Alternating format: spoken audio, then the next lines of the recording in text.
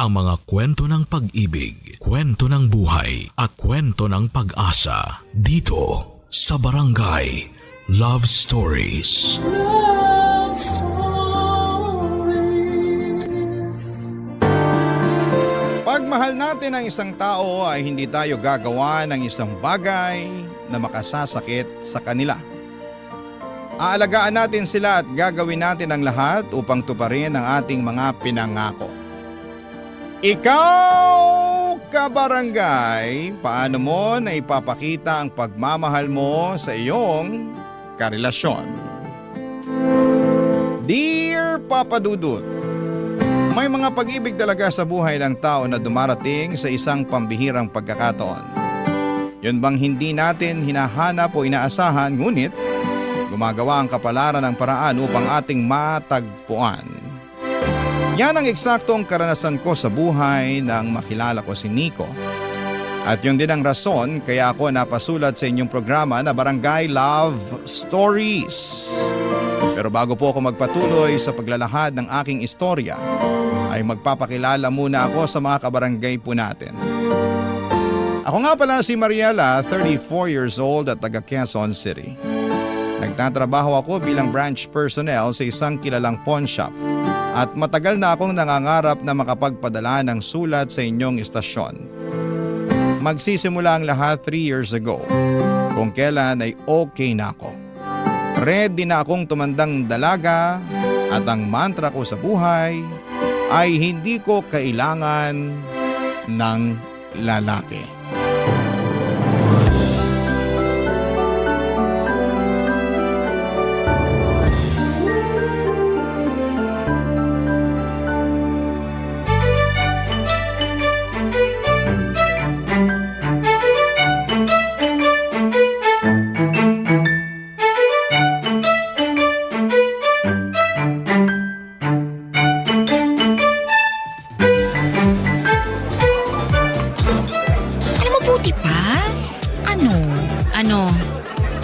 Umalis ka. Ha? Saan naman ako pupunta, gaga nitong? Gaga ka rin pero dun sa dance floor. Sige na, sumayaw ka. Go, go, go. Igalaw mo yung katawan mo para mawala ang pagiging tensyonado. Enjoy the night. Ubusin ko lang tong iniinom ko tapos sunod ako sa'yo. Ha? Uy, sure ka? Mamaya, umiska po ka na lang dyan bigla kasi tinatawagan ka na ng jowa mo para mag-check-in. Oy, shut up. Huwag ka na maraming ebas dyan. Sige na, sayaw na. Go, girl. Enjoy the music. Alam ko kanina mo pa bet na bet magwala sa dance floor. Sige na nga, ito na, ayan. Uy, sumunod ka, ha? Kung hindi, lagot ka sa akin. Oo, susunod ako. Sige na, go na. Bye. Okay.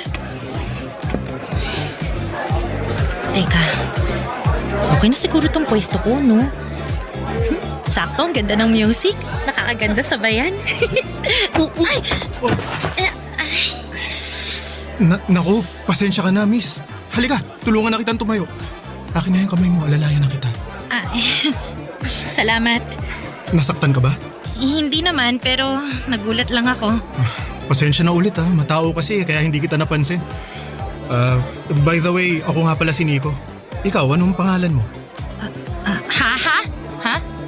Ay, sabi ko, anong pangalan mo? Ako nga pala si Nico. Ako nga pala yung future girlfriend mo. Ano? I mean, Mariela. Mariela ang pangalan ko. Nice to meet you, Mariela.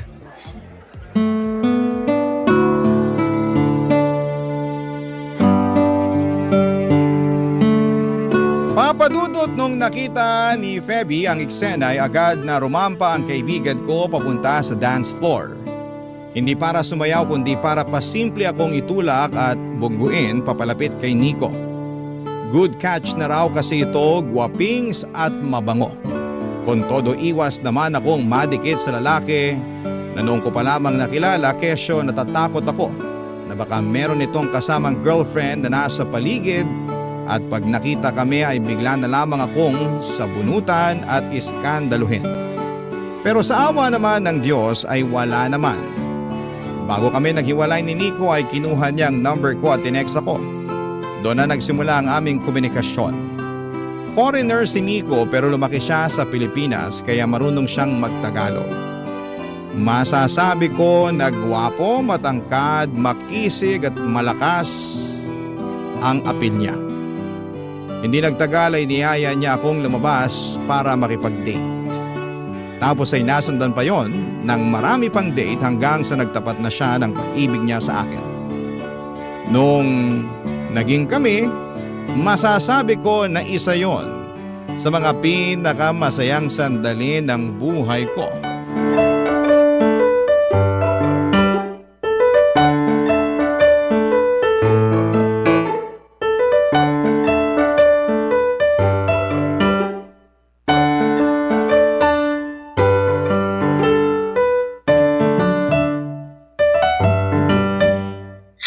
Sarap ng ganito, no? Hmm? Yung magkasama lang tayo rito sa apartment ko. Nakahiga ka sa lap ko habang nanonood tayo ng paborito nating movie. Ganun. Oo nga eh. Nakaka-relax talaga. Alam mo, sobrang saya ko pag magkasama tayo. Ako rin naman. Tsaka kahit na nakakaisang taon na tayo, pakiramdam ko kahapon lang tayo nagkakilala. Talaga? Paano mo nasabi? Paano ba?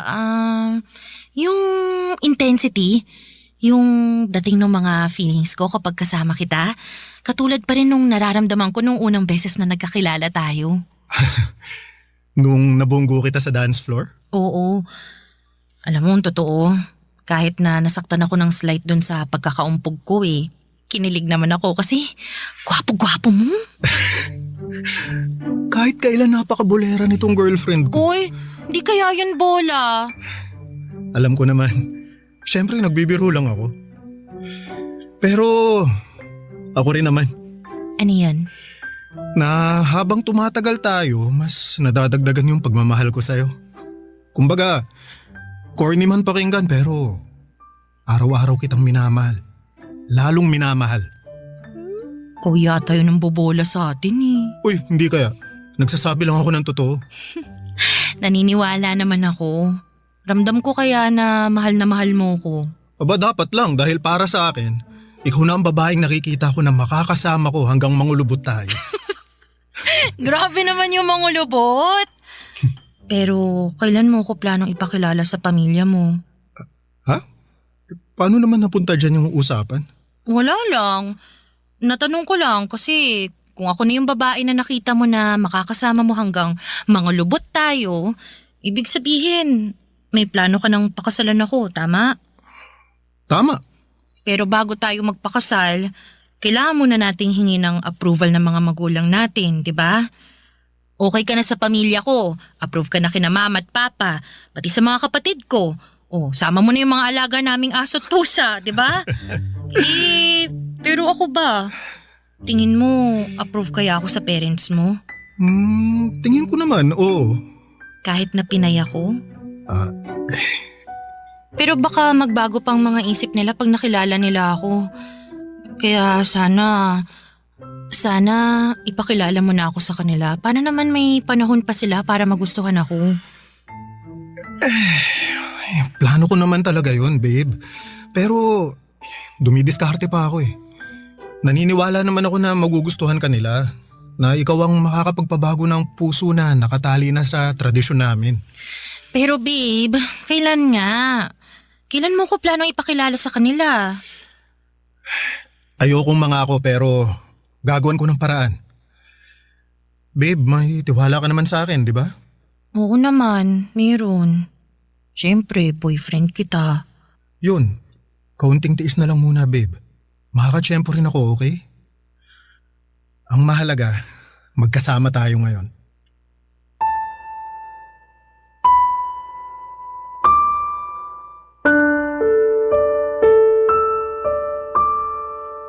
Papadudod sa loob ng isang taon ng pagiging magkasintahan namin ni Nico ay never niya pa akong pinakilala sa pamilya niya.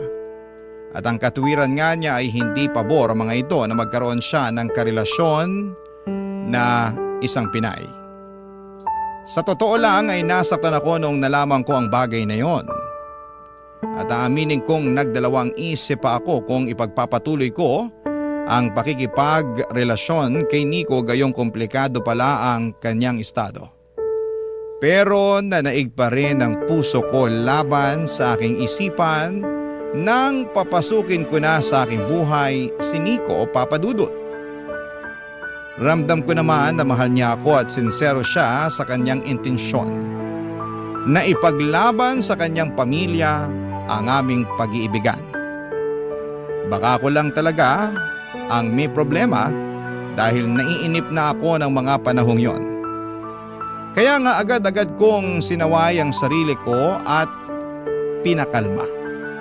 Nagtiwala ako sa sinabi ni Nico na gagawa niya ng paraan at mamadaliin upang maging legal na kami sa kanyang pamilya. when you hold Barangay Love Stories. Barangay Love Stories.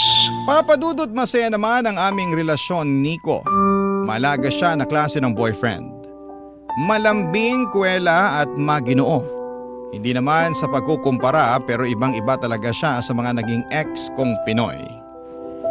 Mabait at magalang din siya sa parents ko at kasundo ng mga kapatid kong lalaki lalo na sa usapang mobile games. Pakiramdam ko ay wala na talagang makapaghihiwalay sa amin. At ako na ang pinakamaswerteng babae sa balat ng lupa nang dumating si Nico sa buhay ko. Kaya nga nangako ako sa aking sarili na alagaan ko ang relasyon namin sa abot ng makakaya ko at inuunawa ko ang pagkakaiba ng pamilya ko sa pamilyang kinalakhan ni Nico. Umaasa ako na balang araw ay makikilala ko rin ang mga magulang at kapatid niya dahil mahalaga sa akin ang bagay na yon. Gusto ko na kagaya ng pamilya ko ay matanggap din ako ng pamilya ni Nico. Mabilis na lumipas ang 2 taon ng aming relasyon at hindi pa rin natupad ang pangako ni Nico na ipapakilala niya ako sa kanyang pamilya, Papa Dudut.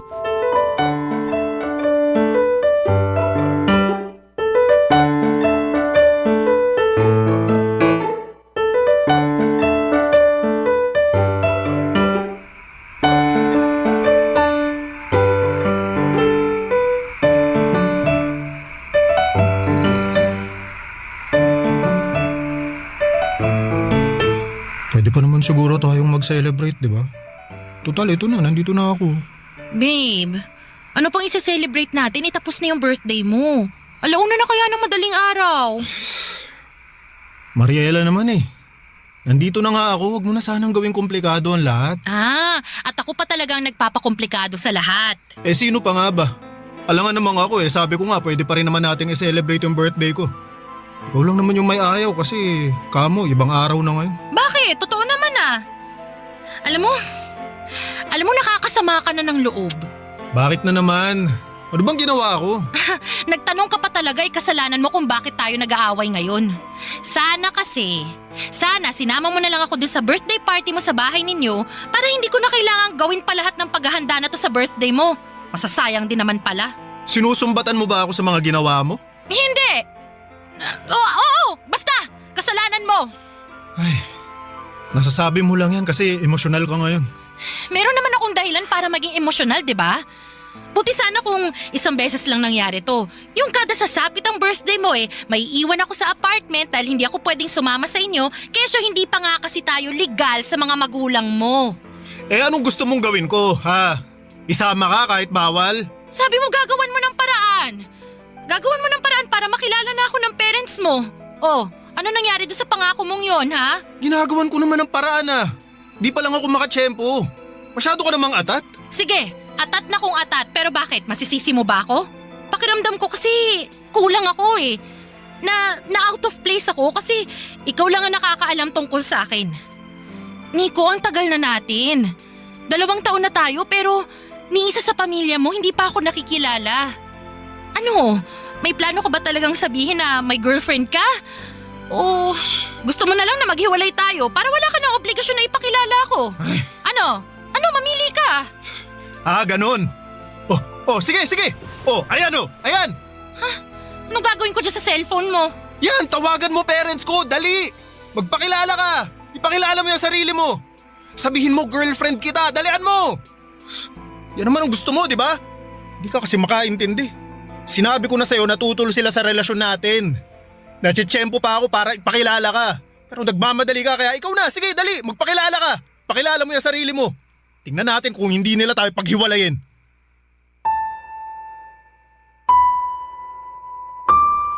Papadudot, sumama talaga ng husto ang loob ko kay Nico. Lalo't nakita ko na parang binabaliwala niya ang nararamdaman ko. Isama niyo na rin ang effort ko sa paghahanda para sa kanyang kaarawan at paghihintay na dumating siya. Oo, hindi naman niya hiningi o sinabi na maghanda ako pero gusto ko ngang gawing espesyal ang pagse-celebrate namin ang araw ng kapanganakan niya.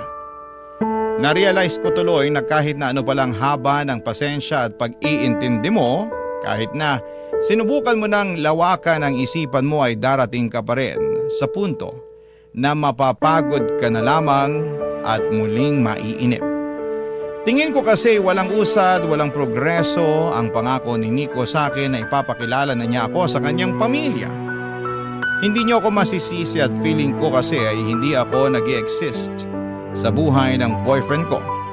Lalo na nga at walang kahit na sino sa mga kamag-anak niya ang nakakaalam tungkol sa akin.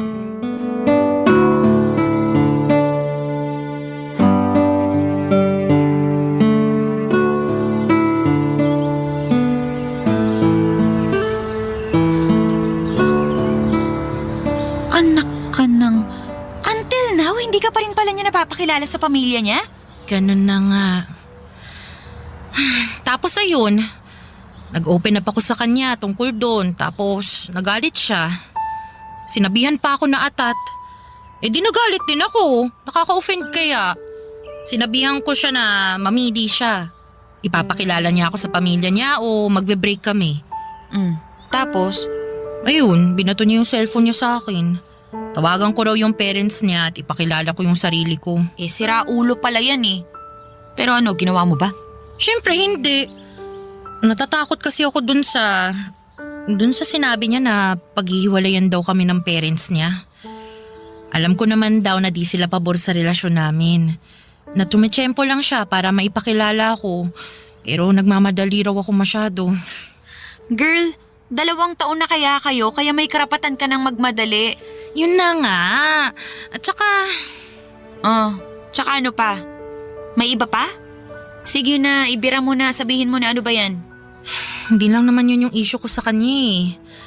Marami pa, katulad na lang nung na hindi niya ako pinapost sa social media niya.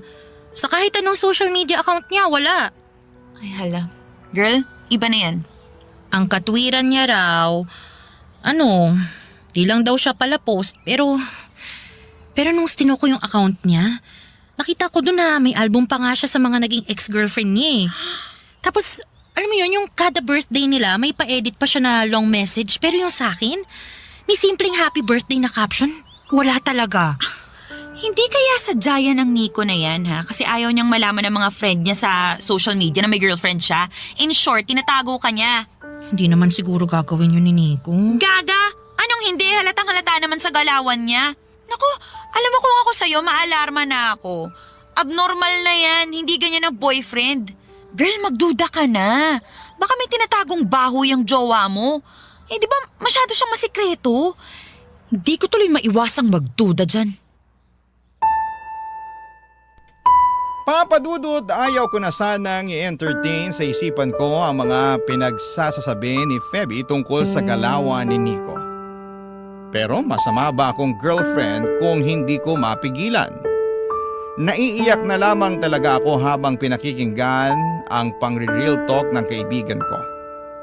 Ang sakit-sakit sakaling totoo lahat ng mga sinasabi niya.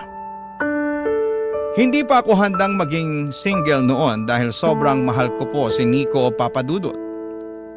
Kaya para hindi ako mabaliw ay sinantabi ko na lamang ang mga posibilidad na ganito na ganyan si Nico. Kaya kahit 2 taon na kami ay hindi pa rin niya ako nagawang ipakilala sa pamilya o mga kaibigan niya. Pinagpatuloy pa rin namin ni Nico ang aming relasyon. Nakontento ako sa kung ano na lamang ang kaya niyang ibigay at pinigilan ko ang aking sarili na maghanap pa ng hihigit pa doon, Papa Dudut. Barangay Love Stories. Barangay Love Stories. Papa Dudut, nung sumapit ang 3 taon namin sa aming relasyon ay umasa akong magbabago ang takbo ng lahat. Yung banguusad kahit papaano. Hindi na rin kasi bata ang aming relasyon para hindi mag-level up. Hindi naman ako umaasa ng bonggang-bonggang may magaganap. Ang gusto ko lang ay katulad pa rin ng matagal ko nang gusto 2 years ago. At yun ang mapakilala ako ni Nico sa kanyang pamilya. Kaya lang parang hindi na yata mangyayari yon dahil napansin ko na lamang na tumigil na si Nico na mag-effort na mangyari ang mga bagay na yon. Hindi na kasi niya nababanggit kapag tinatanong ko siya. Iniiba rin niya ang usapan. Tapos nararamdaman ko na lang na hindi na siya ganong kalambing. Para bang may nagbago sa kanya na hindi ko mawarian ng mga panahong yon. Aminin ko sa inyo, Papa Dudut, na natakot po ako. Baka yun na kasi yung tinatawag nilang 3-year itch sa isang relasyon kung saan ay sumasapit yung pagkabagot, yung walang pag-usad at nagsisilabasan ng iba't ibang problema ninyo sa isa't isa. Dahil tapos na ang honeymoon phase ng inyong pakikipagrelasyon.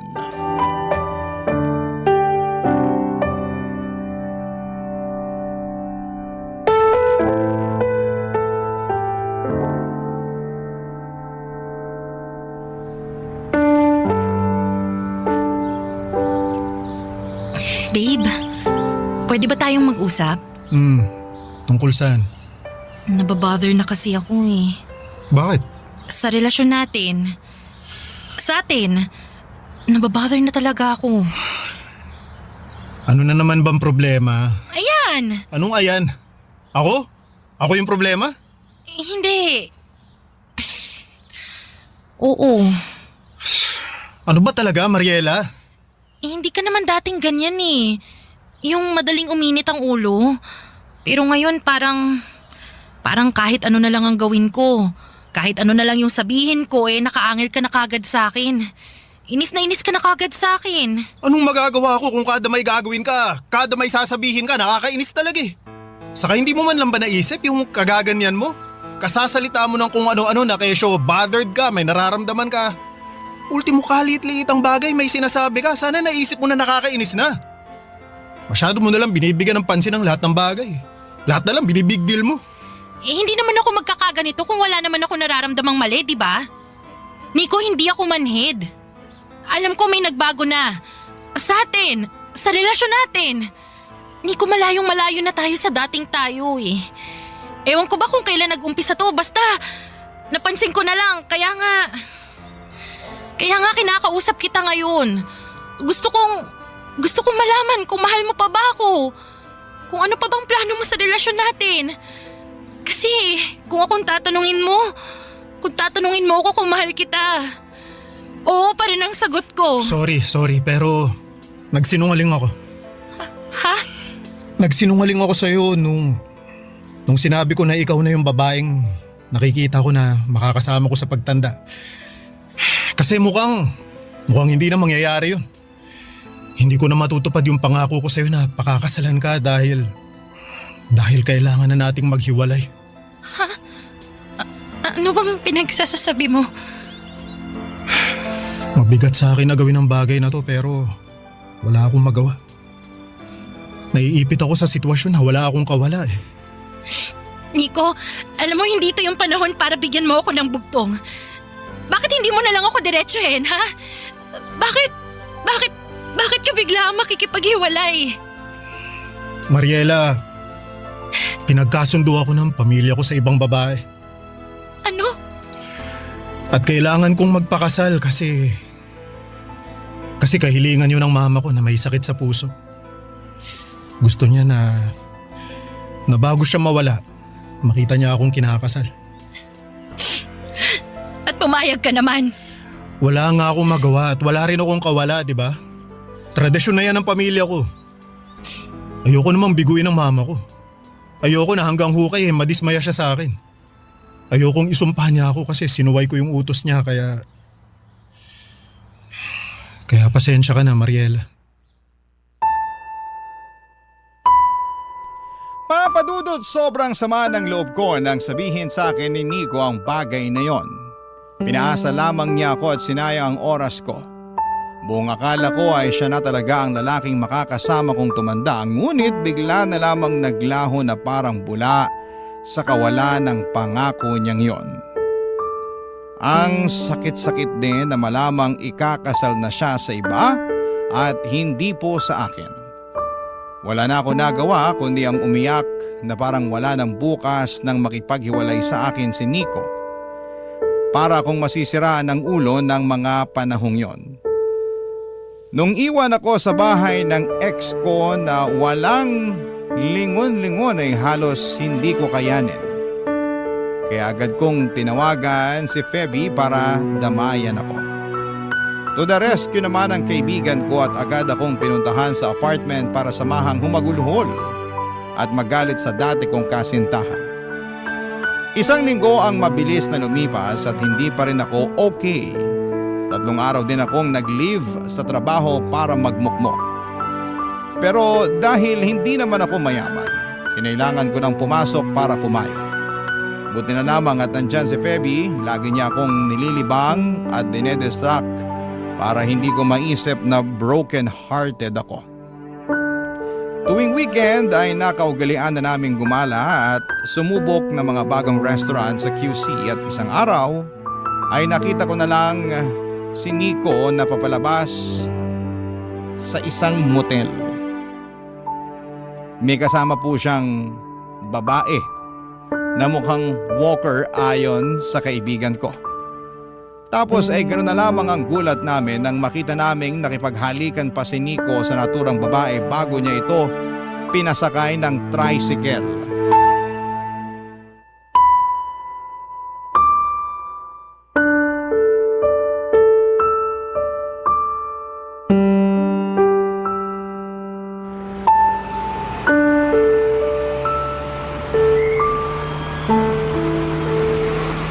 Walang hiya ka, Nico!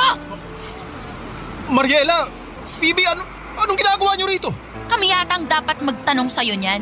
Nakita ka lang naman namin nakakalabas lang dyan. Dyan! Sa motel na yan! Huwag mo nang i-deny kasi may picture ako dito. Ebidensya. Bukod doon, nakita ka rin namin na may kasamang babae na mukhang bayaran. At hinalikan mo pa nga bago mo pasakay ng taxi. Akala namin ikakasal ka na. Di ba bawal yung ginagawa mo? O baka naman dun ka sa babaeng yun ikakasal. Tama ba? Siyempre hindi, no? Nakilala ko lang yung kagabi sa... O di huling-huli ka nga! Malandi ka talagang lalaki ka! Umamin ka nga, Nico. Totoo ba talaga yung sinabi mo tungkol sa pinagkasundo ka sa ibang babae kaya hiniwalayan mo ko? Oo, alam ko na wala na tayo. Pero may karapatan pa rin akong malaman ng totoo, di ba? Lalo na't gabi-gabi kong sinisisi ang sarili ko na baka kasalanan ko talaga kaya nasira ang relasyon natin. Na baka sumobra ako. Na baka naging mapaghanap ako, ganun. Oo nga, deserve na kaibigan ko na malaman ng totoo. Ay, nako! Dami yun namang arte. Ganyan ba talaga kayong mga babae? Masyado kayong emosyonal, wala naman sa lugar. Anong sinabi mo? Tinatanong ka na maayos ng kaibigan ko kaya sumagot ka na maayos. O baka naman gusto mong makita ang isa pa naming ugali. Gusto mong makita kung paano kami maging bayolente, ha? Ha? Ano? Phoebe, tama na. Minahong ka lang. Hindi! Ang hirap eh! Sira ulo tong ex mong tukmol na to eh! Nanggigigil ako patikimin ng flying kamao ko eh! O ano? Sasagot ka ba? Masusuntok kita! Ay, oo na. Sige na. Amin na ako para manahimik na kayo. Pagkatapos nito, talo-talo na tayo, ha? Kanya-kanya na ulit, okay? Baliw! Phoebe, please. Sige na. Nagsalita ka na, Nico. Ay, nako. Paano ba to? Dami nyo kasing arte pero sige, aamin na ako. Hindi totoo yung sinabi ko sa'yo na pinagkasundo ako ng parents ko sa ibang babae para magpakasal. Wala yun. Imbento lang yun kasi gusto ko nang makipaghiwalay sa'yo. Alam ko na hindi ka kasi papayag, lalo sabi mo pa nun, mahal mo pa rin ako. Pero hindi na kasi kita mahal, Mariela. Ay, mali. Hindi naman talaga kita minahal. Sakto lang, masaya lang ako kasi nandyan ka. Pinapansin mo ako, inaasikaso. Pinatutuloy sa apartment mo pag kailangan ko. Pero wala naman talaga akong planong makisama sa'yo tapos pakasalan ka pa kaya? Yun din ang rason kaya hindi kita maipakilala sa mga magulang ko. Tsaka wala na rin naman talaga akong mga magulang. Ulila na ako simula pagkabata at tsaka wala rin akong mga Eh, sino yung ano? Sino yung mga nasa picture na pinakita mo sa akin na sabi mo pamilya mo? Wala yun, kinuha ko lang yun sa internet. Hindi ko naman nakalain na mapapaniwala ka. Na mauuto kita kaya sinakyan ko na lang. Pinangatawanan ko na lang. Walang yakap pala talaga eh! Ha? Aray ko! Ha? Aray! Ang kapal Ang na mukha sakit mo! nito! Uy! Ano ba? Kapal na mukha mo! Sakta na kaibigan ko! Loko-loko to? Phoebe, tama na. Hindi! Anong tama na? Kulang pa nga yun sa mag-asawang sampal na binigay ko sa siraulong yan dahil sa ginawa niya sa'yo. Hoy! Nico! Ang kapal naman ng mukha mo na paglaruan ng damdamin ng kaibigan ko? Eh, para ko na yung kapatid tapos sasaktan mo lang? Ha? Napakalandi mong lalaki ka, kapal mo! Tama si Phoebe! Napakalandi mo! Napakasama mo, manloloko ka, manggagamit ka! Buti na lang talaga naghiwalay na tayo! Buti na lang nawala ka sa buhay ko kasi salot ka! Makarma ka sana, Nico! Napaka-abusado mo!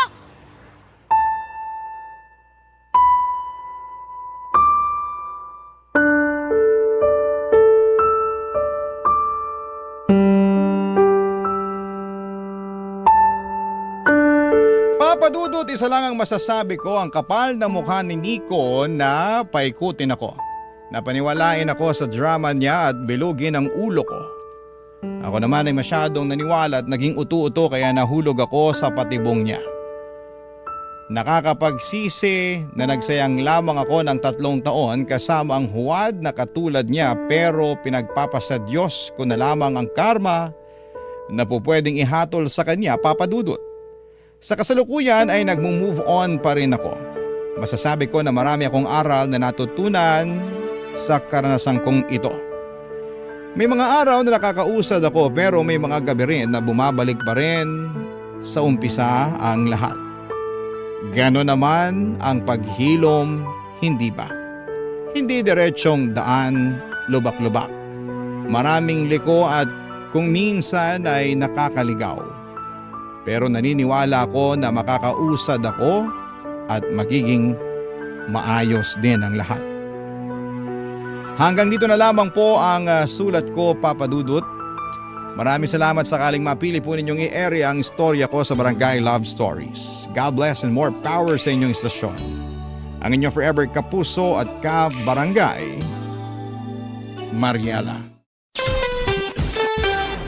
O ikaw, kabarangay, kumukulo rin ba dugo mo? Pwede kang mag-iwan ng comment sa ating comment section. Ang mga kwento ng pag-ibig, kwento ng buhay at kwento ng pag-asa dito sa Barangay Love Stories. Love Stories.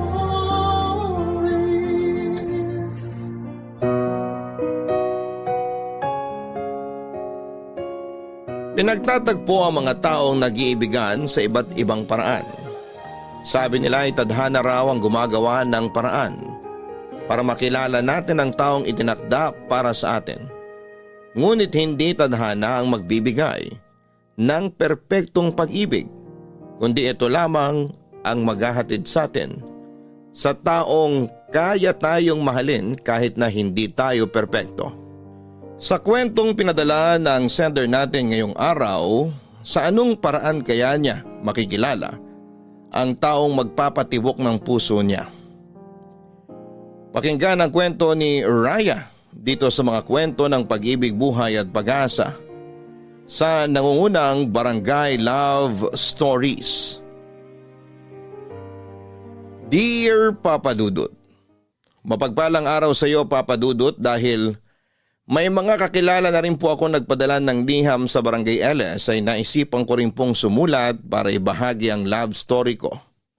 Raya nga po pala ang pangalan ko pero nickname ko lamang po talaga ito. Nanggaling po ako sa isang broken family. Mas pinili ni tatay na bumuo ng bagong pamilya sa kabit niya kesa sa amin ni nanay. Kaya naman hanggang ngayon ay kami na lamang ang magkasama. Malaki po ang naging sakripisyo niya para sa akin. Kung ano-ano ang pinagkakitaan niya para lamang mapatapos niya ako sa college, sa kursong Business Administration major in Operations Management. Nang makatapos ako ay nag-start akong magtrabaho bilang admin assistant sa isang kumpanya. 2 taon lang ako roon dahil lumipat na ako sa ibang kumpanya at natanggap naman ako bilang marketing associate. 3 taon din ako roon bago nag-offer sa akin ng best friend kong si Albi na mag-manage ng ipapatayo niyang milk tea shop. Naging kaklase ko po si Albi noong college. May kaya po ang mga magulang niya na may lahing Chinoy kaya business-minded. Medyo malamya siyang kumilos pero straight naman po siyang lalaki. Nag-aaral po lang kami noon ay may sarili na siyang negosyo. May computer shop po siya noon na pinababantayan niya kapag may pasok siya. Pero kapag weekends ay siya mismo ang nagbabantay.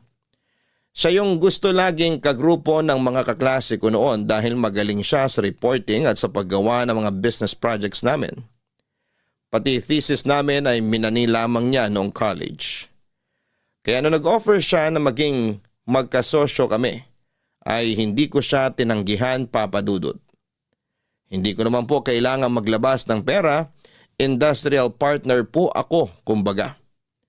Hindi ko na lang po babanggitin kung paano yung hatian namin. Pero napakalaking tulong niya po talaga noon sa amin ng nanay ko. Nakaipon ako paunti-unti hanggang sa maipaayos ko na yung bahay namin. Tumaas ang sales namin noong pandemic, kumuha kami ng 2 staff sa milk tea shop para may katulong na ako roon. Pero dahil sa pagiging busy ko noon ay hindi ko na nabigyan ng pansin ang love life ko.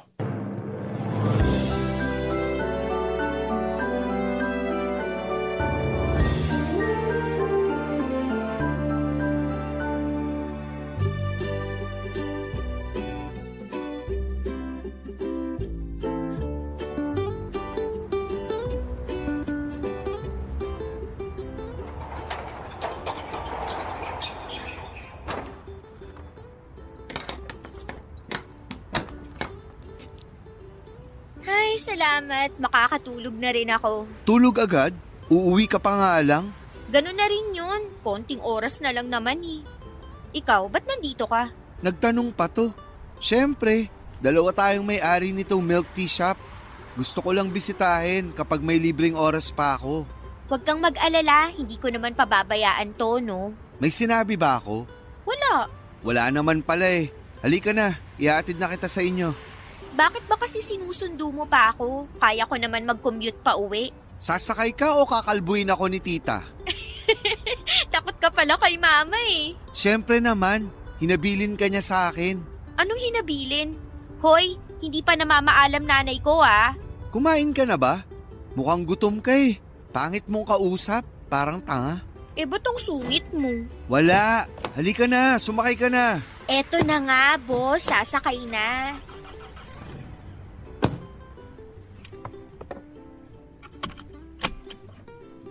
Pwede ka ba sa Sabado? Bukas tayo nun, di ba? Anong meron? Date, magde-date tayo.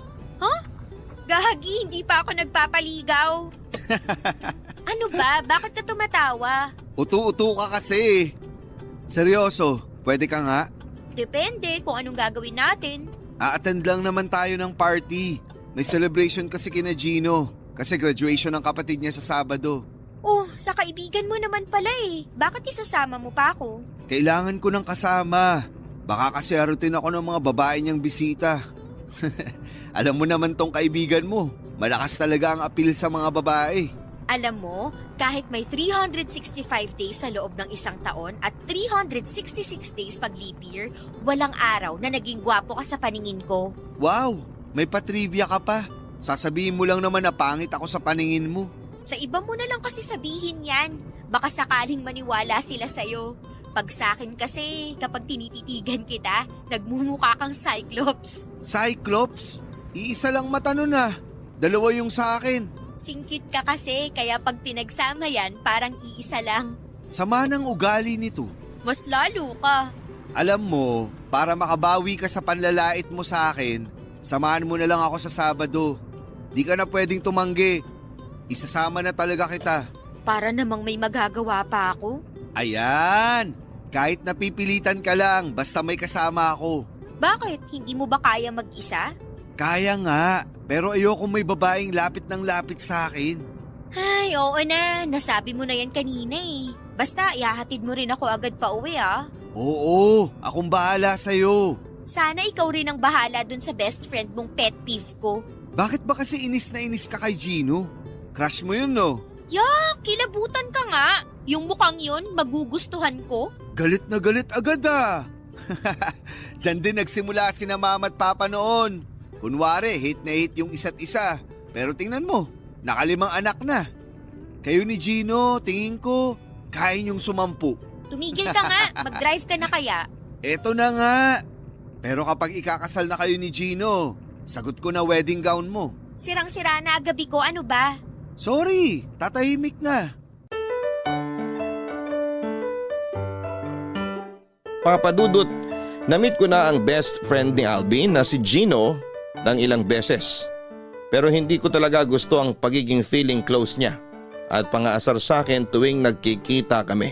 Sobrang pet peeve ko talaga siya. Parang ginagaya niya kasi si Albi. Hindi po ako magaling mag-explain pero sa mga hindi po nakakaalam kung ano yung pet peeve, yun po yung something na kinakainisan ng isang tao. At sa case ko po ay si Gino yon. Yung mukha niya, yung boses niya at lahat po ng ginagawa niya ay kinakainisan ko ng sobra. Okay naman siya sa itsura. Hindi naman po siya masasabing pangit. Maputi po siya, chubby at matangkad din. Mga 5'11 po ang height niya at may pagka-chinito rin. Chef si Gino sa isang Chinese restaurant. Kaya mahilig siya sa mga pagkain.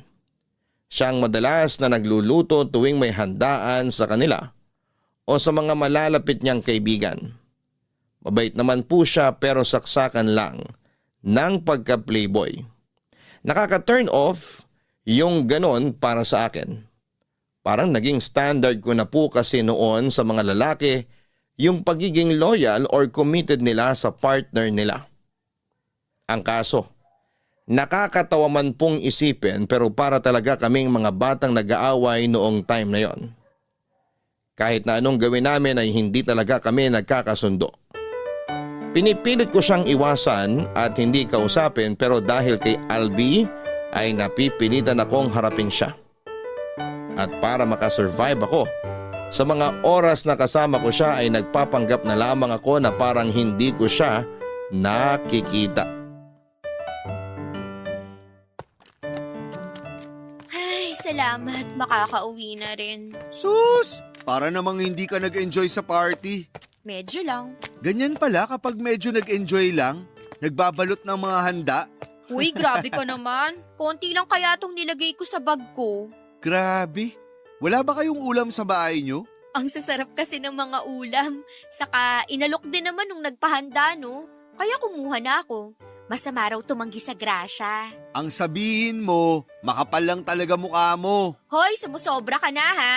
Gusto mo magka-design mukha mo, Albi? Uy, Pauwi na ba kayo? Gino, kanina ka pa dyan? Oo, at narinig ko yung usapan nyo. Kaya bago kayo lumabas ng gate, i-check ko muna yung bag nitong kasama mo. Ano? Hoy, wala naman ako ninakaw sa loob ah. Wag na maraming dada, akin na yung bag mo. Hindi pwede, no? May mga personal akong gamit dito na hindi mo pwedeng makita. Saka, kailan ka pa nag-shift ng career? Hindi yata kami na-inform. Hindi ka naman police o security guard para i-check yung bag ko bago umalis. Kamag-anak ako nung nagpa-party. At hindi ko pwedeng isawalang bahala na lang kapag may nakita akong kahinahinala. Parang alam ko na to. Uuwi na kami. Tara na nga, Albi. Yung bag mo, i-check ko lang tapos pwede na kayong umalis. Ayoko! Ay nako, alam kong mamaya pa kayo matatapos sa bardagulan nyo. Exit na muna ako. Raya, sa kotse na muna ako. Hintayin na lang kita doon. Teka, hindi mo man lang ba ako tutulungan dito? Baka nga si Gino pa mangailangan ng tulong eh. Sige na, punta na ako sa parking. O yan, umalis na si Albi. Akin na bag mo. Titingnan ko lang kung anong laman. Bitawan mo yung bag ko! Sabi na eh, ang dami mong binalot na ulam. Naka-plastic pa lahat ha. Patago mo bang binalot mga to? Excuse me, inalok ako ng tita mo, no? Kaya kada alok nagbabalot ka? Wala ba kayong ulam? Meron, pero gusto ko lang mag-uwi. Bakit ba? Krimen ba yun? Hindi naman. Pero may tanong ako. Masarap ba yung mga ulam kaya ka nagbalot? Malamang, iuuwi ko ba yung mga yan kung hindi masarap? Pero saksakan ka naman ng buwisit. Tingnan mo, kumalat na yung mga ulam, nagsayang ka ng grasya. Ipagbabalot na lang kita ulit. Ilalagay ko pa sa maayos at malinis na food container para presentable naman pag pinatikim mo sa mama mo. Kesa naman nakabalot sa plastic. Para ka lang dumaan sa piyestahan eh. Eh ano naman, mas nakakahiya kung ninakaw ko yung mga yan sa loob.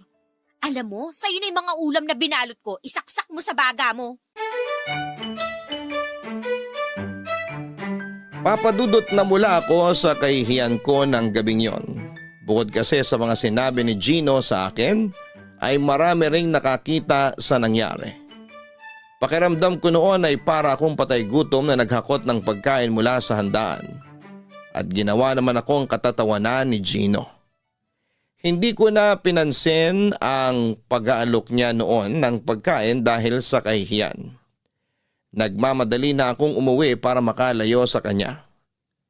Tinanong pa ako noon ni Albi kung ano ang nangyari sa pagkatalo namin ni Gino pero hindi ko na siya sinagot pa. Nagpahatid na lamang ako sa bahay namin. Kinabukasan Papadudot ay nagulat ako nang may mag-deliver ng pagkain sa akin na naka-address sa milk tea shop. Akala ko noon ay kay Albi galing yon kaya inilagay ko pa sa Facebook stories ko. At kinain kaagad. Nag-chat pa ako noon sa kanya para magpasalamat pero nang mag-reply siya, nalaman kong hindi sa kanya galing ang pagkain kundi kay Gino, kaya sising-sisi ako. Nalaman ko na si Gino pala mismo ang nagluto noon at pinadala talaga sa akin para mag-sorry sa nangyari doon sa party. Pero as someone na mataas ang pride ay hindi ko tinanggap ang sorry niya. Hindi lang yon ang unang beses na nagpa-deliver siya ng pagkain para sa akin. May time pa na siya mismo ang nagdadala sa shop na mas lalong nagpatindi ng iritasyon ko sa kanya. Kaya naisip ko talaga noon na hindi ko magugustuhan si Gino kahit na ano ang gawin niya. Papadudot kahit busy ako sa pagmamanage ng milk tea shop ay naglalaan pa rin po ako ng oras para makipag-usap sa mga lalaking nakikilala ko online. Naisip ko kasi noon na baka kapag may nagpapakilig na sa akin ay hindi ko na mararamdaman ang inis ko kay Gino tuwing nakikita ko siya. Pero kahit na umaabot naman sa talking stage ay wala pa rin akong nagugustuhang i-meet sa kanila. Until one time, may nag-text sa akin na unknown number. Nagpakilala siya bilang customer sa milk tea shop. Suki raw namin siya pero ayaw namang sabihin kung ano ang pangalan. Medyo nainis ako noon dahil ayoko talaga ng mga taong pamisterious. Pero noong nanghingi siya ng payo, sa sisimulan niyang negosyo ay na-realize ko na seryoso naman pala siya. Nickname niya lang ang binigay niya sa akin. Hindi na rin ako nagtanong pa ng personal details niya dahil akala ko ay manghihingi lang talaga siya ng advice. Pero yung simpleng pag-uusap namin ay nauwi sa biruan at na-enjoy ko na yung pag-uusap namin Papadudot. Hindi nagtagal ay hiningi ko na ang pangalan niya sa Facebook dahil na-curious talaga ako noon kung ano ang itsura niya. Sa pagbabaka sakaling makilala ko siya. Natatandaan ko naman ang mukha ng mga suki namin sa shop. Pero nadismaya ako nang makitang dami account lang ang ibinigay niya. Sa pag-aakalang pinagtitripan niya lamang ako ay blinako na ang number niya, gayon din ang account na ibinigay niya sa akin. Kanina mo pa di ginagalaw yung pagkain mo. Okay ka lang ba? Oo, okay lang ako. Okay daw, pero nananamlay ka naman. Ano ba kasi yung dinaramdam mo? Huwag mong sabihing broken ka. Alam na alam ko namang wala ka pang boyfriend at wala ring nagtatangkang manligaw. Kaya wala pang mananakit sa'yo. Ano kasi, may naging textmate ako nitong mga nakaraang linggo. Textmate? Uso pa ba yun? Ayaw niya kasi magpakilala eh. Tapos, nung hiningi ko Facebook account niya, dummy account naman binigay sa akin. Kaya yun, naisip ko na baka niloloko niya lang ako. Pinagtitripan, ganun. Bakit mo naman kasi in-entertain? Sira ka rin eh. Nung una kasi, nanghihingi lang siya ng advice sa sisimulan niyang business. Coffee shop naman daw. Tapos, doon nag-start yung madalas yung pag-uusap. Sus! Para-paraan lang yun. Hindi talaga yung nanghihingi ng advice sa'yo. Gusto niyang makipag-usap at kumagat ka naman. Binlock ko na siya, no? Kahit na, in-entertain mo pa rin siya bago mo ginawa yun. Ibig sabihin, kilala ka na niya. Baka nga marami ka nang nasabi sa kanya tungkol sa'yo eh. Saka yung pagtatanong niya tungkol sa business, paano kung nagmamanman na pala siya? Mamaya magnanakaw na pala yung nakakausap mo. Binubudol ka na, hindi mo pa alam. Ang OA mo. Ganun ba kabobo tingin mo sa akin? Kalma! Hindi naman ako nakikipag-away sa'yo. Masyado kang mainit. Hi guys! Anong ginagawa rito ng maligno na yan? In-invite ako ni Albi. In-invite mo yan? Tapos hindi mo man lang ako sinabihan. Sorry na. Alam ko naman kasing hindi ka papayag eh. Naisip ko lang naman na baka ito na yung tamang oras para magkaayos kayo. Paano naman kami magkakaayos? Yang mukhang yan, hindi nga mukhang sincere eh. Kahit wala pa siyang sinasabi, nakakairita na siya. Tiisin mo na lang. Siya kasi magbabayad nitong kinain natin. Ano? Uy, teka. Wala sa usapan yan ha. Gusto mong makabawi kay Raya, di ba? Pinagdamutan mo siya ng pagkain. Kaya dapat, galante ka ngayon. Simulan mo na yung pagbawi mo. Sana sinabi mo kanina. Akala ko kasi libre mo. Hindi pa naman ako nagdala ng pera. Sus! Dami-dami mong card dyan sa wallet mo. Pwede naman yun. Pero may isa pa akong offer sa'yo. Hindi mo na kailangang magbayad. Wala kang gagastusin kahit piso. Ano namang kapalit? Halika, lapit ka. Ibubulong ko sa'yo. O eto, malapit na ako. Sabihin mo na. Ang gagawin mo... Nakikiliti yung tenga ko. Ano ba kasi ang pinag-uusapan nyo? Parang kayo na lang nagkakaintindihan. Huwag kang magulo. Para sa atin din to. Chill ka lang dyan, okay? Bahala kayo. Yung sasabihin mo, ano na? Nangangalay na ako kakayuko. Ito na nga. Halikan mo sa pisngi si Raya. Kapag nagawa mo yun, sagot ko na lahat ng order natin ngayon. Pati gas mo for 1 month. Gas? Game! Dito na lang ako papwesto. Ano? Hoy, ayaw kitang katabi. Doon ka sa tabi ni Albi. Nandun ka na kanina, lumipat ka pa. Ang bango mo kasi.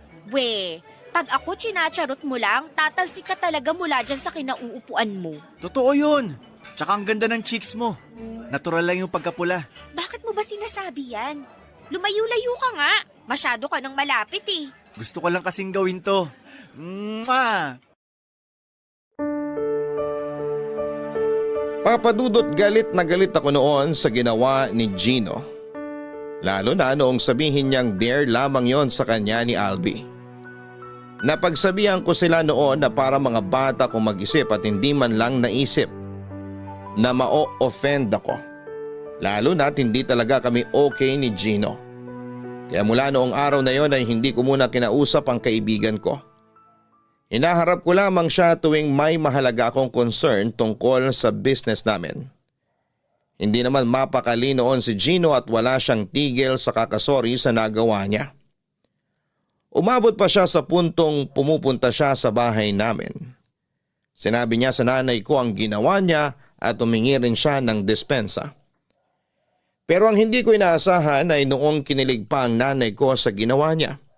Hindi ko alam kung ano ang ginawa niya at nagustuhan siya ng nanay ko para sa akin. Kaya sa halip na magkaroon kami ng distansya sa isa't isa ay mas napadalas pa ang aming pagkikita dahil si mama na mismo ang nag-i-invite sa kanya. Aaminin kong medyo nawawala na noon ang inis ko kay Gino at gusto ko na lamang din na maging okay kami dahil doon masaya si mama. Pero nagbago ang isip ko noong malaman ang tungkol sa kanya. Nang minsang magkayaang uminom sina Albi at Gino, nagpasundo sa akin ang kaibigan ko dahil sa sobrang kalasingan. Hindi naman ako marunong mag-drive noon kaya nag-book na lamang ako ng taxi. Pinuntahan ko siya sa bar na sinasabi niya. Hindi na rin daw kayang mag-drive ni Gino kaya hindi sila makauwi. Naabutan ko sila na pareho nang nakasubsob sa mesa. Paglapit ko kay Albi ay napansin ko yung cellphone ni Gino na nakabukas noong time na yon. I-off ko sana yon noong mabasa ko ang pamilyar na conversation na mukhang binasa pa niya bago siya makatulog. Parang umakyat lahat ng dugo ko noon sa ulo dahil sa galit ng may mapagtanto, Papa Dudut. Hoy, gumising ka nga dyan. Mag-usap tayo. Bakit ba? Nahihilo nga yung tao eh. Wala akong pakialam. Tumayo ka dyan. Pwede bang bukas na lang? Ang sakit na ng ulo ko. Nasusuka pa ako. Kahit iluwa mo pa yung bituka mo, wala akong pakialam. Tumayo ka dyan. Mag-usap tayo. May kasalanan ka sa akin. Pahingi mo ng tubig, please. Hindi ako utusan. May kamay ka naman, di ba? Bakit ba kasi galit na galit ka? Ano bang problema? Ito, ano to? Nakita ko tong conversation natin sa phone mo kaya hindi ka na makakapagsinungaling sa akin. Ha? Anong conversation? Basahin mo! Magmamaang-maangan ka pa? Isip ako ng isip kung sino yung nan-trip sa akin. Ikaw lang naman pala. Sorry. Sasabihin ko naman talaga dapat sa'yo eh. Humahanap lang ako ng tiyempo kasi alam kong galit ka pa sa ginawa ko last time. At ngayong alam ko nang gusto mo lang akong pagtripan, sa tingin mo matutuwa pa ako sa'yo? Nakakaloko ka na, Gino. Hindi ka na nakakatuwa. So ano palang plano mo nun? Makikipag-close ka sa akin nang hindi nagpapakilala kung sino ka talaga? Doon pa lang sa nagpakilala kang suki namin, ginawa mo na akong tanga. Ang ayos ng pakikipag-usap ko sa'yo kasi akala ko matino kang tao. Pasensya ka na. Hindi ko kasi alam kung ano pa yung pwede kong gawin para mapalapit sa'yo. Alam ko naman kasi kung gaano mo kahit na makita ako o makausap. Kaya nanloko ka na lang, ganun ba? Masaya ka ba sa ginawa mo? Hindi naman sa ganon. Eh anong trip mo sa buhay? Bakit mo ginawa sa akin yun? Napaka-childish mo naman, Gino. Sa edad mong yan, naiisip mo pa yun? Napaka-immature mo. Alam mo, hindi ko na talaga alam yung gagawin ko para tigilan mo ko. Kasi sa totoo lang, kung hindi dahil kay Albi, hindi naman kita kakausapin. Walang dahilan para maging malapit tayo sa isa't isa.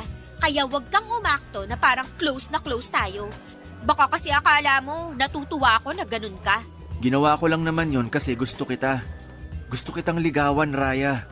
Gustong gusto ko na lagi kitang nakikita. Yung magkasama tayo. Kung gusto mo ako, bakit ginagawa mo lahat ng ayaw ko? Para mapansin mo ko. Kasi alam kong hindi ka interesado sa akin. Isip bata ka pa nga. Paano ka naging chef at nagka-business nang ganyan yung pag-iisip na meron ka? Nakakatawa ka, alam mo ba yun? Kaya siguro walang babaeng tumatagal sa'yo kasi ayaw nilang matali sa isang lalaking kagaya mo. Pasensya ka na. Huwag kang mag-alala. Hindi na mauulit yon. At kung hihilingin mo na wag na ako magpakita sa'yo, sige, ako nang bahala ron. Si Albi, kaya mo na ba siyang iuwi na mag-isa? Kaya ko na. May naghihintay ng taxi sa labas. Okay. Mauna na ako umuwi. Raya, sorry talaga. Kung hindi mo kaya mag-drive pa uwi, sumabay ka na lang sa amin. Hindi na, okay lang ako. Ako nang bahala kung paano ako uuwi. Ikaw bahala.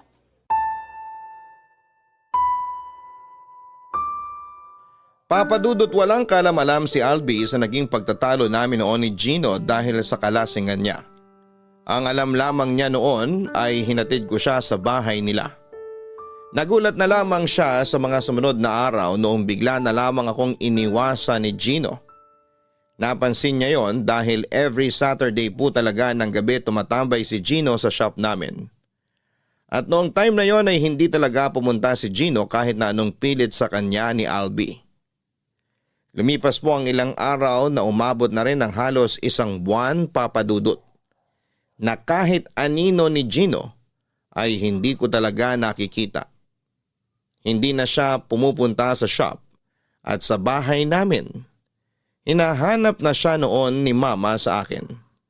Nagtataka kung bakit hindi na raw pumapasyal sa amin pero nagpapadala pa rin siya ng paboritong pagkain ni Mama na siya mismo ang nagluto. Natouch po ako noon at nakonsensya sa mga pinagsasasabi ko sa kanya. Siguro nga ay may nagawa siyang mali na kinakainis ko ng sobra, pero sa ipinapakita niya, hindi naman po siya masamang tao at wala talagang masamang intensyon sa akin. Kasi kung balak niya lang naman na paglaruan ako, hindi na niya kailangang alalahanin ang nanay ko.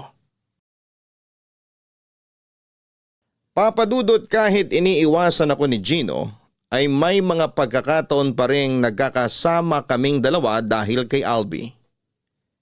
Hindi na po ako galit noon sa kanya pero sobrang awkward ng sitwasyon namin. Hindi ko alam kung paano ko siya kakausapin o kung tama ba na ako yung maunang magbukas ng usapan. Sa pagkakataong yon ay wala pa ring alam si Albi sa dahilan kung bakit hindi kami nag-uusap ni Gino. Normal naman kasi sa amin yon. Pero noong ilang beses na kaming nagkita sa pagsama niya kay Albi sa shop, doon pa lang nakahalata ang kaibigan ko. Nagtanong siya kung ano raw ang meron sa amin ni Gino at hindi kami nagbabangayan. Ang sabi ko lang naman noon ay baka nagsawa na sa pakikipagbangayan sa akin ang kaibigan niya. Wala ni isa sa amin ni Gino ang nagbukas ng usapan kay Albi. Siguro ay naisip rin ito na mutual friend namin si Albi at gagawa siya palagi ng paraan para magkaayos kami. Pero dahil matagal na kaming magkaibigan, ay hindi na ako nakapaglihim pa nang muli siyang magtanong sa akin. Hindi na siya nagulat na hindi kami okay ng kaibigan niya pero aminado siya noon na mas gusto niyang nakikita kaming nagbabangayan kahit natungkol pa yon sa walang kwentang bagay kesa sa hindi kami nagkikibuan. Kinumbinsi niya ako na makipag-ayos na lamang kay Gino dahil marami din naman akong nasabi na hindi maganda.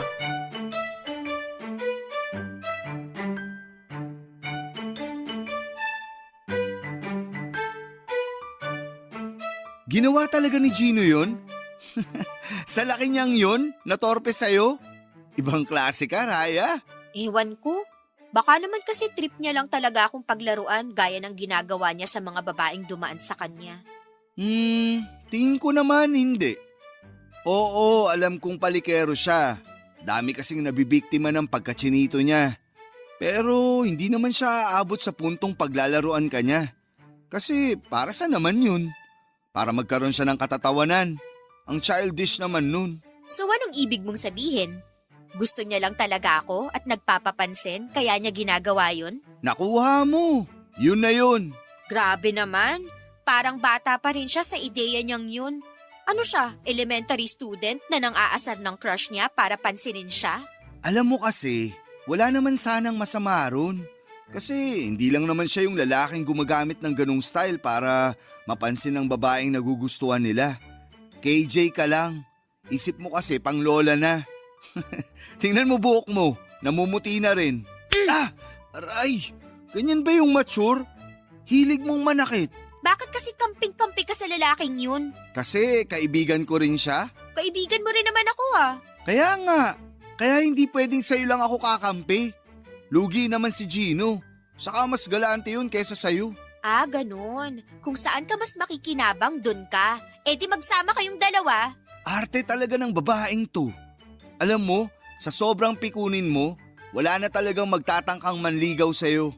Buti nga, nagkagusto pa sa'yo si Gino. Siya pa nga ata lugi sa'yo tapos choosy ka pa. Paano naman siya naging lugi sa akin? Ang tinutinu ko kaya, kumpara naman sa kanya na ang dami ng naging babae. Maniwala ka man o hindi, matagal na siyang tumigil sa pagpapalit-palit niya ng babae. Paano ka naman nakakasiguro? Nakikita mo ba ginagawa niya 24/7? Kung nakikita ko siya 24/7, kinukwento ko na sana sa'yo kung ilang pack abs niya. Anong abs? Baka tabs. Uy, body shamer! Nagsasabi lang naman ako ng totoo. Wala naman talaga siyang abs eh. Chubby siya pero hindi ko naman nilalait yung pagiging mataba niya. Bagay naman sa kanya yung ganung katawan. Sa madaling salita, nagagwapuhan ka kay Gino. Hindi kaya. Ganyan na ganyan daw lola ko noon. Tapos ang ending, patay na patay kay lolo. Bakit ba lagi mo na lang akong kinukumpara sa lola mo? Magkaiba kami ng era, okay? Magkaiba nga. Kasi nasa ira ka ng marurupok. Wow, para namang ang tibay mo, Albi. Sino na nga yung nagpakalunod sa alak nung iniwan ng girlfriend? Tapos ayaw kumain ng ilang araw? Gusto pa ngang tumalon sa tulay na 3 feet lang naman yung taas eh. Grabe, sana na-record ko lahat yon para may pinagtatawanan ako every time na bumabanat ka ng ganyan. Alam mo, minsan, mas maganda kung di ka na lang nagsasalita. Kuwang-kuwa mo pika ko eh. Sino ba nauna? Nagkakaganyan ka lang naman kasi mahal ka na ni Gino. Dapat nga, pa-demure na atake mo ngayon. Kasi may nagkakagusto na sa'yo. Yak! Never ako naging pa-demure, no? Obvious naman. Alam mo, kumain na lang tayo. Order ka na ng lunch natin. Makautos, parang may patabi ah. Eh anong gusto mo? Kumuha ko ng pera sa kaha. May accounting tayo, di ba? So hindi dapat yun binabawasan ng para sa tawag ng katakawan. Ay, oo na. Lecturean ba naman yung may master's degree in business administration? Ang yabang mo talaga.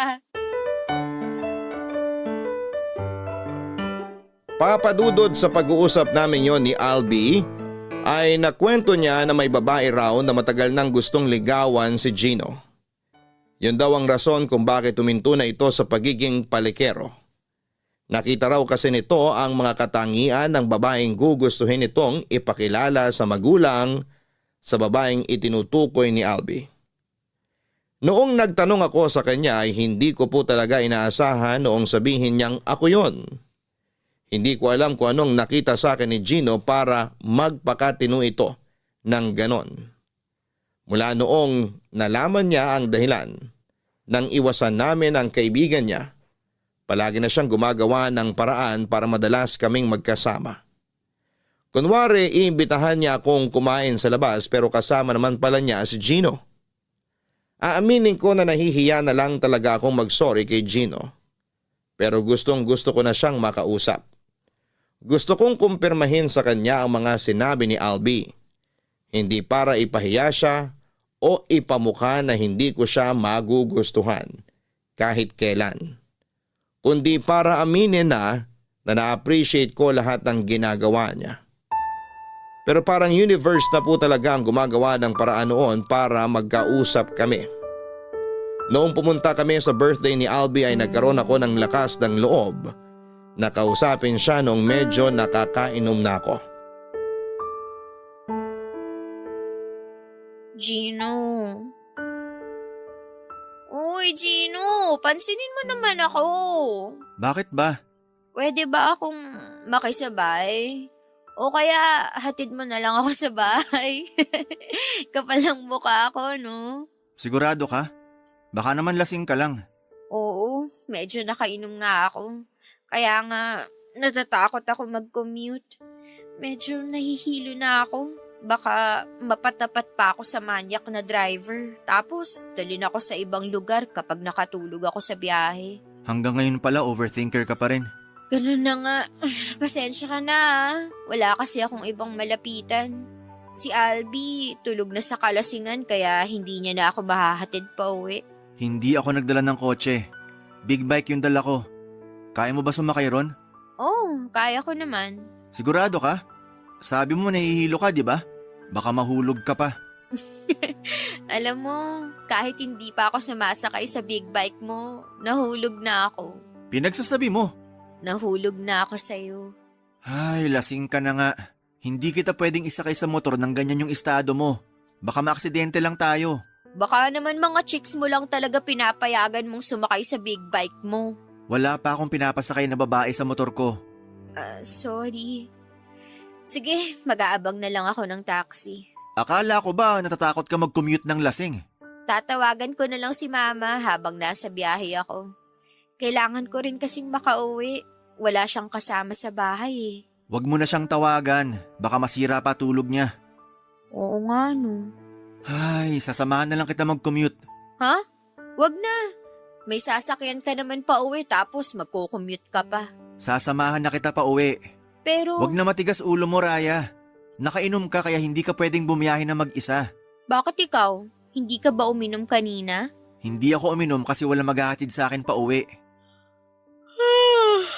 Naantok na ako. Sandali, magbubook na lang ako ng taxi. Mag-abang na lang tayo ng dadaan dito. Sure ka? Oh, Lapit ka konti. ha? Sumandal ka na lang sa akin habang naghihintay. Inaanto ka na, di ba? Wag na, nakakahiya. Halika na. Hindi mo naman ako kailangang hilahin. Lalapit naman ako eh. Shh. Sumandal ka na lang sa braso ko. Aalalayan na lang kita kapag nakaidlip ka. Thank you ah. Basta wag kang susuka. Wala akong dalang extra shirt. Sabi ko nga sa'yo, nahihilo ako. Baka masuka ako sa taxi mamaya. Lunukin mo na lang. Ano? Pigilan mo na lang. Ayoko maglinis ng suka mo. Bakit? Hindi mo pa ba naranasan maglinis ng suka ng mga naging fling mo? Hindi. Sanay silang uminom. Hindi kagaya mo na nagpupumilit uminom kahit hindi naman kaya. Kung ganon, hindi mo gusto yung mga babaeng hindi sanay uminom? Wala akong sinabing ganon. Di ba sabi mo gusto mo ako? Nakainom ka. Tsaka na natin pag-usapan yan. Baka naman joke mo lang yun. Tapos, kaya ayaw mo ko isakay sa big bike mo kasi baka mapagkamalan akong girlfriend mo. Isasakay kita sa motor ko. Pero kapag hindi ka nalasing. Papadudot medyo nakainom lang naman ako ng gabing yon. Kaya malinaw sa akin kung ano ang mga sinasabi ko kay Gino. At aaminin ko na kilig po talaga ako noon sa mga sagot niya. Kahit naramdam ko pa rin ang lamig ng pakikitungo niya. Nakasandal lang ako sa kanya habang naghihintay kami ng daraang taxi. Mga 10 minutes po kaming nakatayo roon bago kami nakasakay. Ang nakakahiya pa noon, Papa Dudut, ay nakatulog ako sa biyahe nang nakayakap sa braso niya. Pagdating namin sa bahay, nagpaalam pa si Gino kung pwede siyang pumasok at magstay muna roon sandali. Pumayag naman po ako. Pero sa halip na siya yung asikasuhin ko dahil bisita siya roon, ay kabaliktaran pa ang nangyari.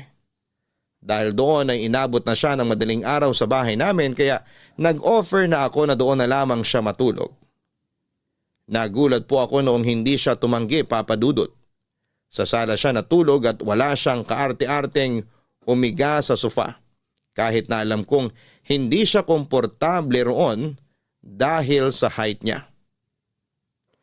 Kinabukasan ay hindi ko po napaghandaan ang panunukso sa amin ni Mama. Akala niya po kasi ay kami na ni Gino. Natawa na lamang po noon si Gino sa mga pinagsasabi ng nanay ko. Samantalang hiyang-hiya naman ako sa kanya. Nang magpaalam na siya para umuwi. Nag-chat siya sa akin at sinabing mag-uusap daw kami kapag maayos na ang pakiramdam ko.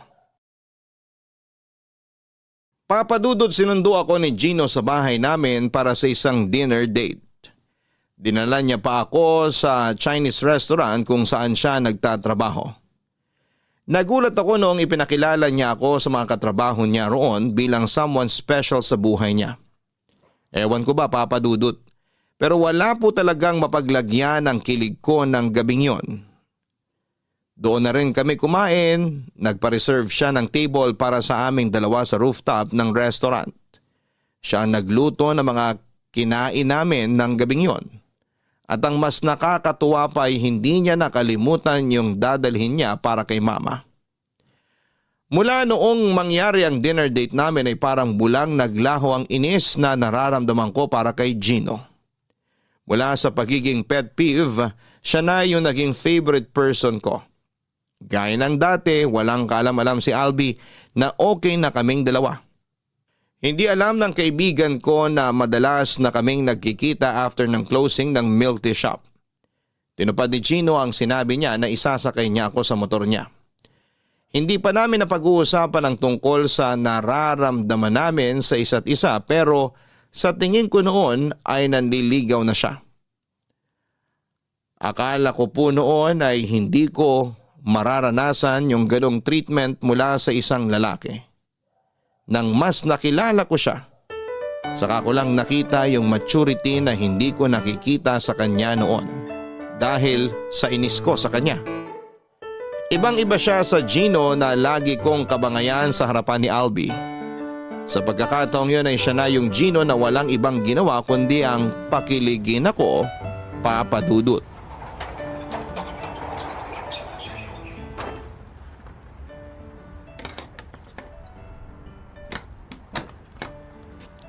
Ayan, naisara ko na. Thanks. So, pwede na ba tayong mag-date? O magpapaalam pa tayo sa business partner mo? Bakit naman ako magpapaalam sa kanya? Walang pakialam sa love life ko yun, no? Akala mo lang wala, pero meron. Sige na, oo na. Meron na akong meron. Saan mo nga pala gusto pumunta mamaya? Pwedeng sa bahay na lang muna. Bakit naman? Marami naman tayong pwedeng pasyalan. Alam mo naman si Mama, hindi siya sanay na hindi kami sabay kumakain ng hapunan. Baka magtampo sa akin yun. Walang magtatampo ngayong gabing to. Doon na lang tayo mag-dinner sa inyo. Makikikain ako. Talaga? Oo naman. Mas masaya yun. Ano, tara na? Ano to? Bakit kayo magka-holding hands? Albi, nandyan ka pala. Oo, kanina ko pa nga kayo nakikita bago ako bumaba ng kotse. Anong meron? Kayo na ba? Bakit hindi ko alam? Hoy, teka lang. Kumalma ka naman sa pagtatanong. Isa-isa lang. Pare, kung ano yung iniisip mo, tama yun. Pero paano? Saka kailan pa naging kayo? Last week lang. Last week pa? Tapos di nyo man lang sinabi sa akin? Nakakasama ng loob ah. Arte mo, Albi. Sasabihin naman namin sa iyo eh. Pero alam naming OA ka, kaya late na lang sana namin sasabihin. Pasensya na pare. Baka kasi masira diskarte ko kapag sinabi ko agad yung plano ko. Bakit? Anong tingin nyo sa akin? Malas? Huwag ka na magtampo. Kiss ka na lang namin. Kung nakikita mo lang yung reaksyon mo ngayon, matatawa ka talaga. Gulat na gulat ka eh. Sino namang hindi magugulat? Nung huling kita nating tatlo, hindi kayo nagpapansinan. Sinabi mo sa akin yung dahilan, di ba? Tapos ngayon, biglang kayo na? Wow! Di ko na kasi afford na magpabagal-bagal pare. Baka maunahan pa ako ng iba. Sino namang mauuna sa'yo? Wala namang nagkakagusto dyan sa jowa mo. Pasmado talaga yung bibig mo eh, no? Alam ko namang hinihintay niya rin ako naman ligaw sa kanya. Hoy, kapal mo! Anong hinihintay? Joke lang. To naman parang di ko mahal. Gagi! Ang cringe pala marinig yan mula sa inyo. Parang mas okay yung nagbabangayan kayo kaysa sa sweet kayo sa isa't isa. Pero mas okay kung pipikit ka na lang pare. Wala kang jowa eh. Ang yabang nyo, mag-iwalay din kayo. Magkakajowa ka rin pare. Ipagdarasal namin ni Raya. Huwag ka kasing babanat nang magbabackfire din sa'yo. Isa ka pa, kinilig ka lang, nagbago ka na. Huwag ka na magtampo, hahanapan ka namin. Hindi pa ako ganun ka-hopeless para magpahanap. Arte mo. Hayaan mo na yan si Albi. Mas masaya siya mamboso ng mga babae sa club. Yak! Ginagawa mo yun? Sige, maniwala ka dyan sa boyfriend mo. Friendship over na tayo. Kala ko naman totoo na. Ay, nakakapanibago talaga kayo. Lalo ka na, Raya. Parang hindi pa ako sanay na makita kang isa ng ganap na ina. Ina agad? Kasasagot ko lang kay Gino. Dun din punta nun. Basta, ninong ako ah. Saan? Sa kasal? Sira ulo. Alam nyo guys, mabuti pa, sumama na kayo pareho sa bahay. Doon na tayo mag-dinner. Sa wakas, may nasabi ka ring matino. Papa Dudut, hindi na ako nakatanggi nang paaminin ako ni Albi sa totoong namamagitan sa amin ni Gino. Suportado naman niya ang relasyon namin. Mabuti na rin daw yon dahil nagtinuna ang kaibigan niya mula noong matipuhan ako. May mga kakilala ako na nagsasabing nangihinayang sila dahil akala nila ay kami talaga ni Albi ang magkakatuluyan. Bagay daw kasi kami. Pero ang sagot ko naman lagi sa kanila, hindi talaga lumalampas sa pagkakaibigan ang namamagitan sa aming dalawa. Hindi ko po alam kung uso rin yung platonic friendship sa iba, pero ganon yung meron kami ni Albi. Nung ipinakilala ko na si Gino kay Mama bilang boyfriend ko ay nakuha namin ang buong buo ang basbas niya. Botong-boto siya kay Gino, parang nakikita niya raw po kasi sa boyfriend ko si Papa noong binata pa. Makulit at palabiro, pero gentleman at malambot ang puso. Medyo nanibago po ako noong mga unang buwan namin ni Gino, pero sa katagalan ay nasanay na rin ako at unti-unti nang nag-sink in sa akin na boyfriend ko talaga siya. Ang naging problema lang namin noon ay yung dating naging fling ni Gino na nakakita sa amin habang nagde-date. Akala noong babae ay single pa siya, kaya harap-harapan siya nitong nilandi. Muntik na kaming mag-iskandalo sa restaurant na kinakainan namin. Mabuti na lamang napigilan ako ni Gino at sinabi kaagad doon sa babae na may karelasyon na siya at ako yon. Blooming ka ngayon ah. Ay talaga, thank you. Pero mandirigma pa rin amoy ng kilikili sa tanghali. Dagdag mo pa yung utot mong parang ulam na nabulok ng isang buwan. Hoy, ang kapal mo ah. Regular yung pagdumi ko. Baka sarili mo na yung naaamoy mo. Nakakalimutan mo yatang yung bibig malapit sa ilong. Ay, wag mo nang itanggi. Tayo lang naman yung nandito. Ewan ko sa'yo. Nilulubos ko lang pangaasar ko sa'yo kasi mamimiss kita. Huh? Bakit mo naman ako mamimiss? Aalis ka ba? Siyempre may boyfriend ka na. Kailangan na nating mag-set ng limitation sa isa't isa. Bilang respeto kay Gino. Hoy, ang OA mo. Hindi naman nagsiselo sa atin yun. Saka alam naman yung magkaibigan na tayo dati pa. Alam ko. Pero mas maganda pa rin yung ako na mismo ang magkukusa. Hindi naman kita lalayuan. Medyo babawasan lang yung harutan. Lalo na kapag kasama natin siya. Kahit naman hindi siya nagsasabi, imposibleng hindi nakakaramdam ng selos yun kahit konti. Grabe ah, hindi ako sanay na ganyan ka kaseryoso. Feeling ko ibang Albi yung kausap ko. Andiyan na pala siya. Ano kaya yung dala niya? Oh, ano nangyari sa inyo? Tahimik nyo ah. Nagmisa ba naman tong kaibigan mo? Uy, kaibigan mo rin ako. Naging kayo lang ni Gino, parang iba na trato mo sa akin ah. Feeling ka talaga no? Tama na yan. Eto, ice cream na lang binili ko. Saan ka bumili? Diyan lang sa tindahan sa malapit. Tinamad na ako lumayo eh. Naghahanap nga ako na nagtitinda ng kwek-kwek kaso wala naman. Kay Albi nga pala yung vanilla. Sa'yo yung cookies and cream.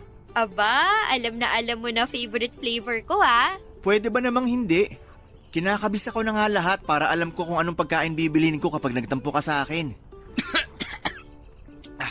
Nakakaubo pala tong ice cream kahit di pa nakakain. Magkaka-TV ka pa niyan kapag single ka pa rin next month. Huwag kasi kayo maglampungan sa harapan ko. Usap pa lang yun, hindi pa lampungan. Pero wag ka mag-alala, hindi talaga namin yun gagawin sa harap mo. Sa likod mo lang. Ang weird talaga. Parang hindi na ata ako masasanay na nagkakasundo kayo. Basta, bago kayo magplanong magkaanak, mas maganda kung magpapakasal muna kayo. Actually, kasama na talaga sa plano namin yan. Bakit? Nag-propose ka na ba? Hindi pa. Hina mo naman pare. Galawin mo na yung baso. Kung kailangan mo ng tulong ko, sabihan mo lang ako. Anong pinag-uusapan nyo?